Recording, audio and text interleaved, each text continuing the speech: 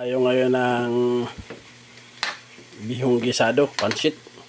Inon natin yung kikiam. Itong ating mga gulay, maraming gulay.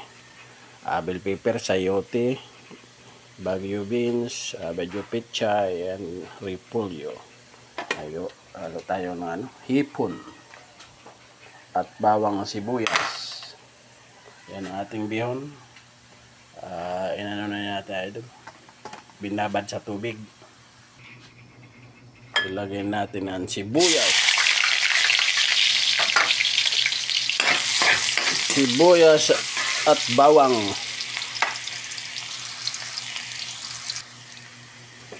Lagyan natin ang hipon.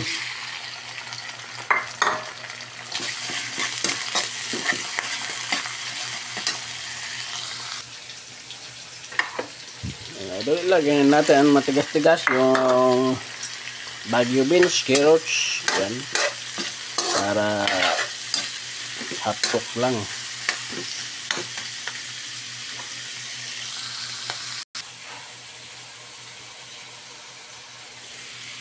Yan, ilagyan natin ng sayote at soy sauce. Sarap may patis. Yan, iubos natin ng patis. Ang bango niya na yung bagyo pechay, yung pinaka matigas, bell pepper. Yan, halo-haloin na natin ang mas masarap ang pansit gisadong maraming gulay. Ayan na, tinanggal na natin yung gulay. Ay, nandito na yung gulay. Yung matitigas lang. At lagyan natin ng nor cubes na shrimp. At lagyan na natin ng oyster sauce. Ayan.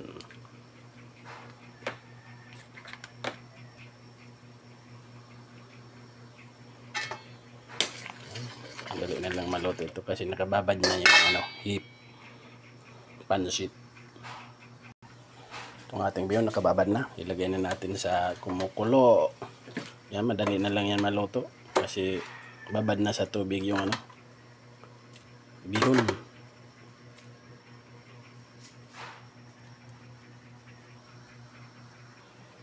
Ilagay na natin itong gulay doon.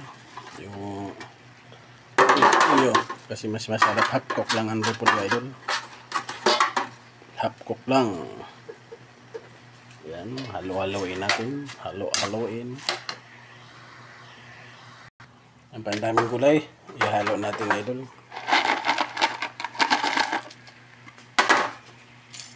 Yan.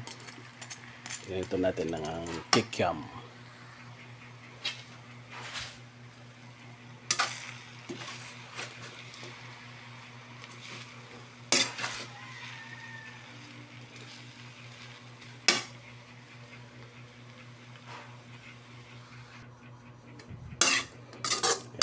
Luto na idol ang ating